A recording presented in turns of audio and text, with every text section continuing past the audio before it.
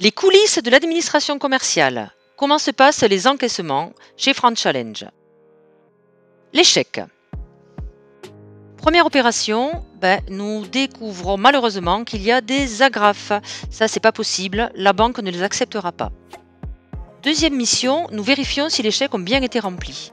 Alors, le premier, par exemple, n'a pas le bon ordre, et ce second, il manque la signature. Nous verrons par la suite comment nous allons traiter ces deux chèques que nous ne pouvons pas encaisser.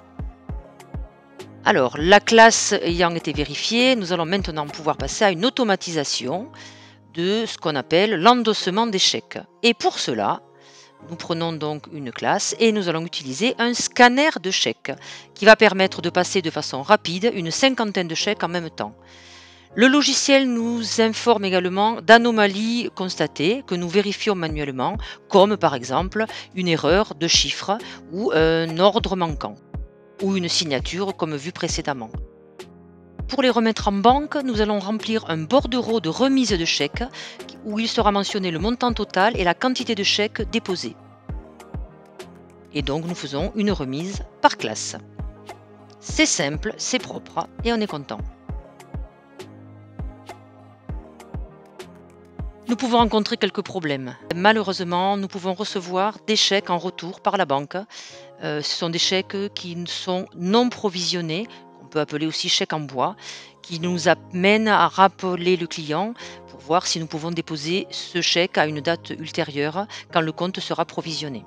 Comme vu précédemment, pour les manques de signature ou les mauvais ordres, nous allons devoir vous contacter afin que vous fassiez refaire les chèques par vos clients et nous détruirons bien sûr le chèque précédent. Les mandats administratifs, c'est un paiement auprès d'une administration. Une administration, c'est par exemple une mairie, un lycée, un hôpital ou le conseil départemental. Nous allons aller sur une plateforme qui s'appelle Chorus.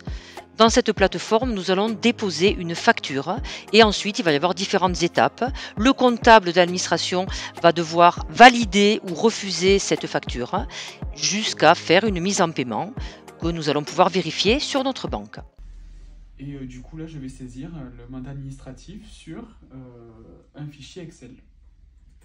Maintenant, il n'y a plus aucun secret pour l'encaissement, donc je vous valide la compétence si vous avez tout compris.